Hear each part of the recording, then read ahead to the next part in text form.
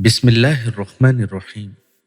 محترم ناظرین، السلام علیکم۔ اللہ کے رسول بار بار امام حسین علیہ السلام کو بلند کر کے دنیا کو یہ بتاتے تھے کہ یہ حسین مجھ سے ہے اور میں حسین سے ہوں۔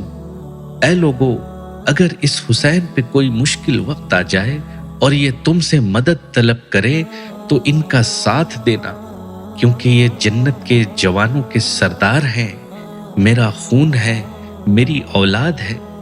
لیکن افسوس کہ ابھی رسول اللہ کی رحلت کو تھوڑا وقت ہی گزرا تھا کہ کربلا کے میدان میں ایک طرف 9 لاکھ کا مجمع تھا تو دوسری طرف وہ حسین جنہیں اللہ کے رسول اپنے کاندھوں پہ سوار کرتے تھے۔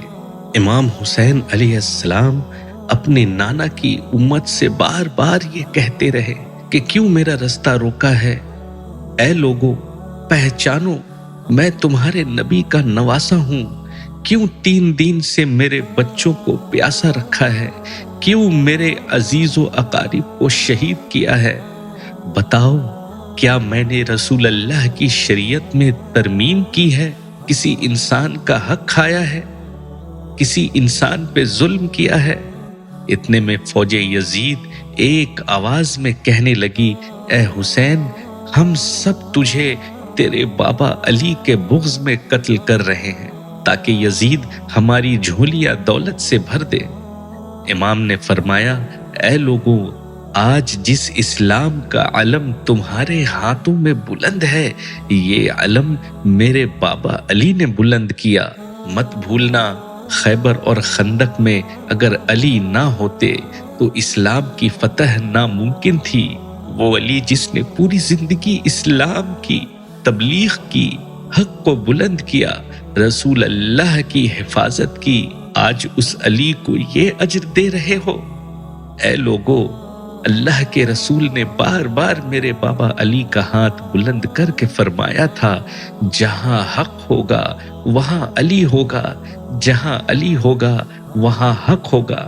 سپہ سالاروں نے دیکھا کہ کہیں فوج میں بغاوت نہ ہو جائے۔ ایک نے کہا، اے شمر، کیا دیکھ رہے ہو؟ حملہ کرو۔ بس جب لاکھوں کی فوج نے رسول اللہ کے نواسے پر حملہ کیا تو امام حسین علیہ السلام نے اللہ کا نام لیا اور ذوالفقار کو نیام سے نکالا۔ تاریخ گواہ ہے کہ ایک طرف لاکھوں کا مجمع اور ایک طرف 3 دن کا بھوکا پیاسا حسین ابن علی۔ زمین پر اس طرح کی جنگ پہلے کبھی نہیں دیکھی تھی۔ ایک تنہا انسان لاکھوں کے مجمع کو اس طرح سے فنار کر رہا ہے کہ فوجیں واپس پلٹ کر بھاگنے لگی۔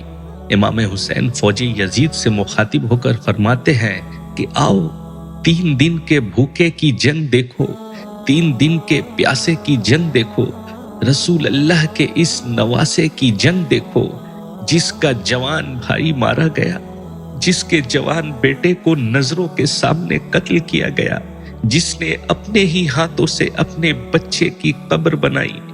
امام حسین علیہ السلام شیر کی طرح فوج یزید سے لڑ رہے تھے۔ اتنے میں آواز غیب آتی ہے، حسین، تیرا اللہ تجھ سے راضی ہوا۔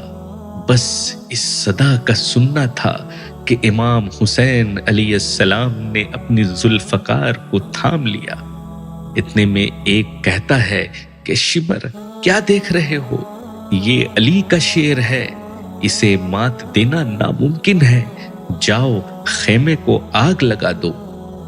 بس کچھ ظالموں نے خیموں میں آگ لگا دی اور کچھ امام علیہ السلام کو دور سے تیر مارنے لگے۔ امام حسین کبھی خیموں کی طرف بڑھتے اور کبھی فوج کی طرف جاتے۔ شمر اور اس کے ساتھیوں نے فوج کو 4 حصوں میں تقسیم کر دیا اور کہا کہ کوئی بھی حسین کے قریب نہ جانا۔ جس کے پاس جو بھی چیز ہے وہ دور سے حسین کو مارے۔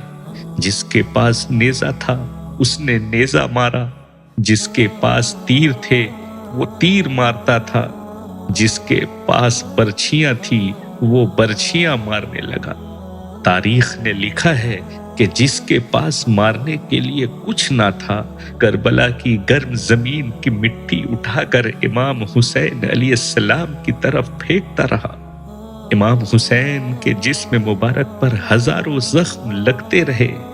آپ کے جسم مبارک پہ اتنے تیر تھے کہ آپ کا جسم مبارک نظر تک نہیں آ رہا تھا۔ بس جیسے ہی نواسہ رسول گھوڑے سے زمین پہ آتے ہیں، فوج یزید جھومنا شروع کر دیتی ہے۔ لیکن اتنے میں وہ گھوڑا جس پر آپ سواری کیا کرتے تھے، وہ امام حسین علیہ السلام کے چاروں طرف گھومنا شروع کر دیتا ہے تاکہ تیروں سے میں اپنے آقا حسین کو بچا لوں۔ وہ گھوڑا دوڑ ہی رہا تھا کہ اتنے میں ایک نے کہا، اے لوگو رکو رکو، میں نے اپنی آنکھوں سے دیکھا تھا، اس گھوڑے پہ اللہ کے رسول نے سواری کی تھی، کہیں تیر اس گھوڑے کو نہ لگے، اور یوں تیروں کو چلانا بند کیا گیا۔ افسوس ہے کہ ان لوگوں کو گھوڑے کا احترام تو معلوم تھا جس پہ رسول اللہ سواری کیا کرتے تھے، لیکن اس نواسے کا احترام بھول گئے جسے اپنے کاندھوں پہ سوار کر کے امت کو دکھایا کرتے تھے۔ بس امام حسین زمین کربلا میں اپنے سر رکھ کے اللہ کا شکر ادا کر رہے ہیں، اور وہاں فوج یزید کے کچھ سپاہی امام حسین کا سر کاٹنے کے لیے قریب آتے ہیں۔ جو بھی قریب آ کر امام حسین کو دیکھتا ہے تو اسے حضور صلی اللہ علیہ وآلہ وسلم کا چہرہ نظر آتا ہے، اور وہ چیخ کر دور چلا جاتا ہے۔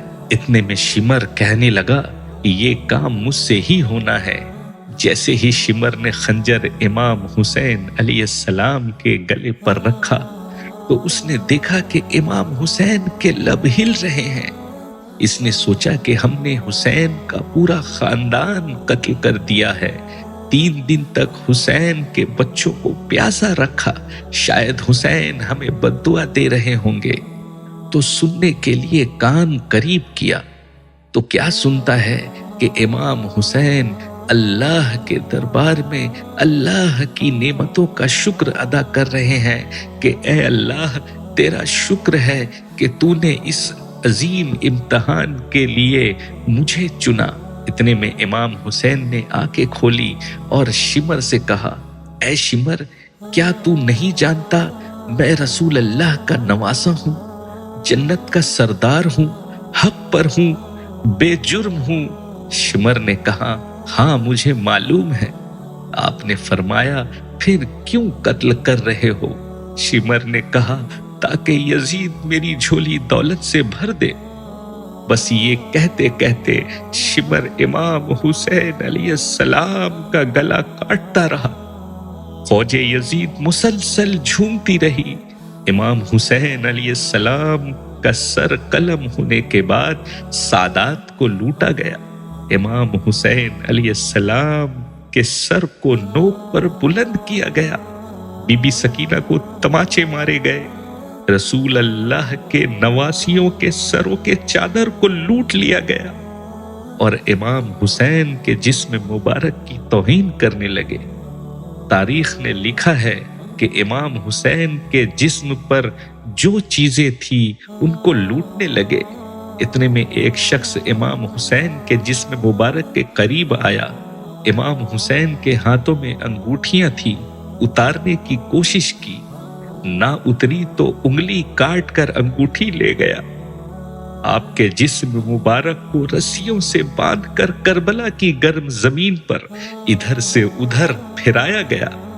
اتنے میں ایک نے کہا، اے شمر، حسین اور اس کے ساتھیوں کا وہ حشر کرتے ہیں کہ رہتی دنیا تک کوئی بھی یزید کے خلاف آواز نہ اٹھائے۔ سب کے جسم سے سروں کو کاٹ لو اور سب کی لاشوں کو پامال کر دو۔ زمین کربلا گواہ ہے، کہیں سے کوئی قبیلہ اٹھ کر آتا ہے اور کہتا ہے کہ ہم ان لاشوں کو پامال ہونے نہیں دیں گے، ہم علی اکبر کا لاشا پامال ہونے نہیں دیں گے، ہم علی اصغر کا لاشا پامال ہونے نہیں دیں گے۔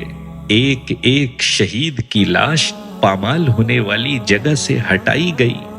تاریخ گواہ ہے کہ صرف رسول اللہ کا نواسا کربلا کی گرم زمین پر اکیلا پڑا رہا، اور مشرق کے گھوڑے مغرب کی طرف اور مغرب کے گھوڑے مشرق کی طرف دوڑتے رہے۔ امام حسین علیہ السلام کا جسم پامال ہوتا رہا۔ امام جعفر صادق فرماتے ہیں، میرا سلام ہو میرے اس غریب دادا پر جس کی لاش کو اس طرح سے پامال کیا کہ ان کی دائیں پسلیاں بائیں پسلیوں کی طرف چلی گئیں اور بائیں پسلیاں دائیں پسلیوں کی طرف چلی گئیں، جن کا سینہ اور پشت ایک ساتھ ہو گیا۔ سلام ہو میرے اس دادا حسین پر جن کے جسم مبارک کے ٹکڑوں کو زمین کربلا میں بکھیر دیا گیا۔ سلام ہو، سلام ہو، سلام ہو۔